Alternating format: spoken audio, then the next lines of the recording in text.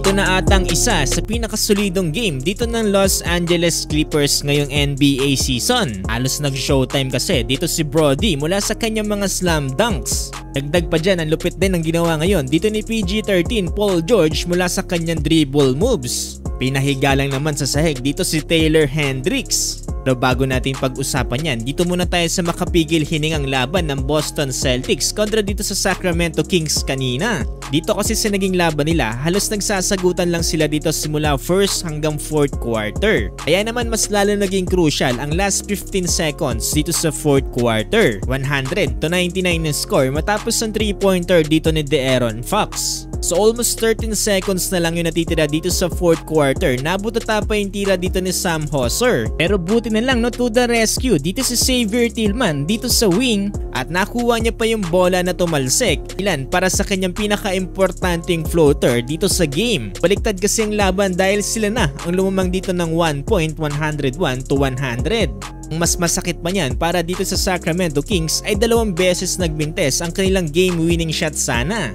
Una para dito kay De'Aaron Fox, sunod dito ang follow-up shot sana dito ni Keegan Murray. Dahilan para matapos ang laban sa final score na 101-100.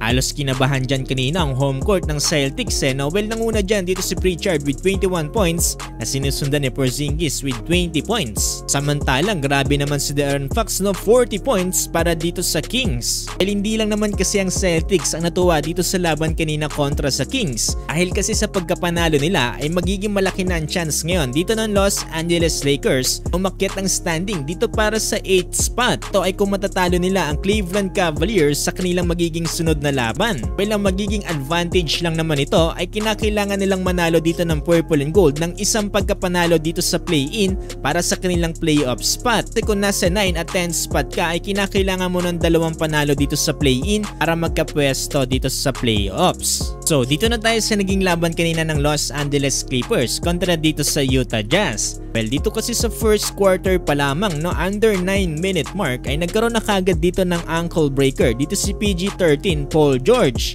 Tayo matapos niyang pahigain dito si Taylor Hendricks sa sahig at tila nga ba nasa push-up position pa. Ito nga pala sa naging laban na to, halos mag-iisang buwan na ang tambak dito ng Clippers dito para sa Utah Jazz. At tapos kasi ang laban sa final score ng 131-102.